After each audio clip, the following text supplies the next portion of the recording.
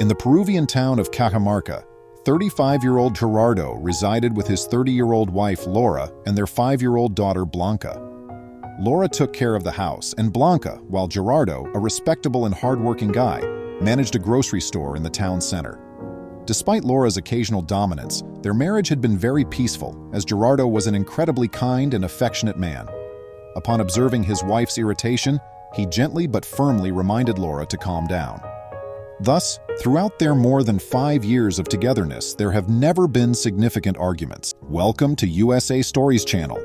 Do not forget to subscribe and activate the bell button to receive all new updates. Now let's go to the story. At the age of 24, Gerardo got to know Alina, a stunning 18-year-old who lived close to the store where he was employed. She was quite secluded, rarely left her house, and well cared for by her parents. Despite hardly having seen her, Gerardo was enamored with her beauty and gentleness. Alina was drawn to Gerardo as well, and the two developed a brief connection that lasted just for Alina's few trips to the store when her parents sent her to make a purchase. But with every brief exchange of words, the love and attraction grew a bit stronger. Born out of that short-lived love came Ariana. But Alina's parents, distraught and disillusioned, spirited their daughter and grandchild off. It wasn't until 11 years later that Gerardo heard from them again. Alina's elder sister came to knock on his door one day. Gerardo's first words upon opening the door were, "Carmen, what a surprise! It has been a very long time. What are you doing here, please? Has anything occurred?" Carmen answered, "I apologize for showing up without prior notice, Gerardo. It's been 2 days since I attempted to reach your residence. Thankfully, everyone in the town you still reside in knows one another. I have come to bring you your daughter. Alina has passed away. I apologize profusely. She was taken away from you by my parents. In actuality, the news had a significant influence. There's no need for you to stay separated now that they've also departed." Gerardo was ecstatic. He gave his tiny daughter a quick embrace and said, "Ariana, isn't that what they name you? Your name was chosen by me. Little daughter, you should know that you are adored and always will be. Though the connection with your grandparents was complex, I never ceased caring about you. That is now irrelevant. Now that you're here, I can look after you and see you have a good childhood." Gerardo went on, "Carmen, thank you.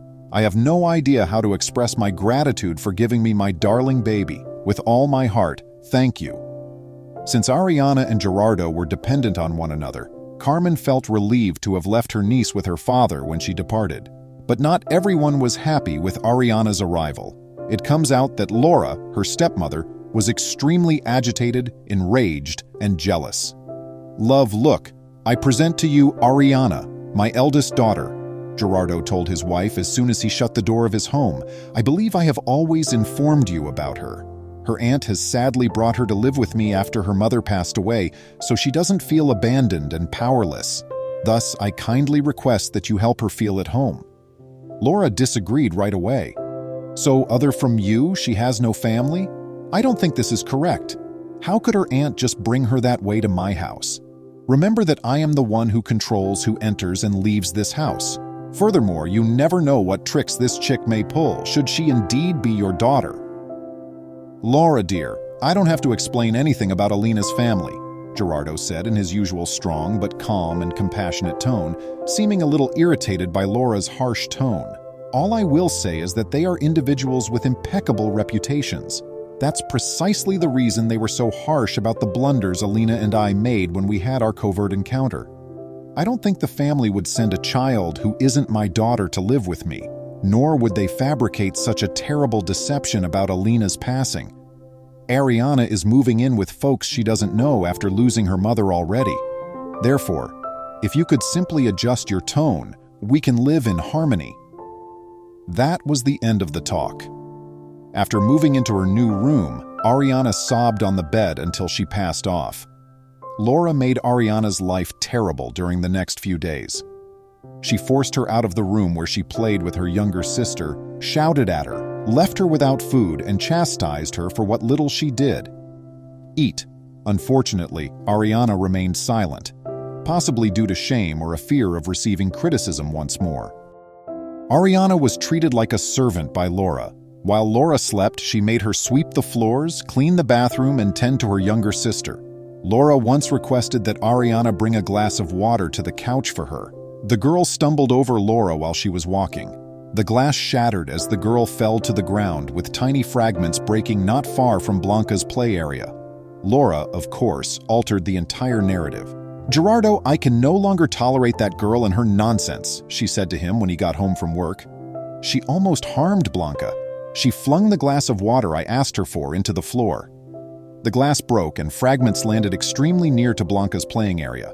Before the worst could happen, I had to sprint to get to her. "Is this true, daughter?" Gerardo said, fixing his gaze on Ariana. "Tell me what occurred today."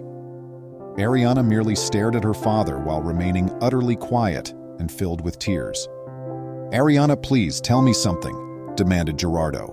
Even more terrified, Ariana stayed quiet and disappeared inside her room. Laura grinned smugly and added, "See, I was accurate. She had to return to her home place since she is a naughty girl.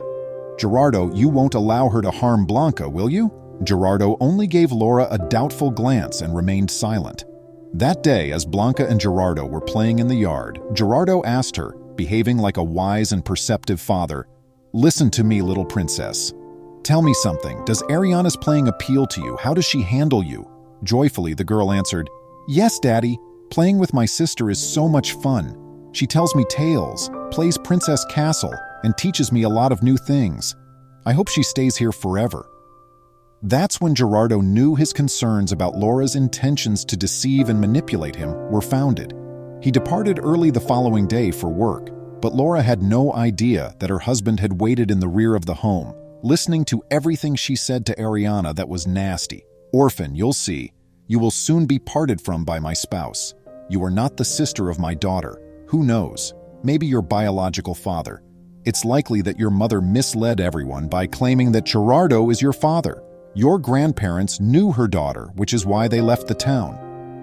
Unexpectedly, Gerardo exclaimed, "How nice it was to find out who you were," as he opened the door. "My kid could not be everything you stated, I was certain of it. Her mother was a caring role model with high moral standards. It's not that I regret marrying you. I have my little white girl because of you, but I'm not going to let you give her your poison. I'd like you to go now." "Well, I'd best get out if you chose your orphan daughter before me," Laura said. "However, I'm bringing my daughter along." Blanquita immediately cried, "No, Daddy, don't let her take me away."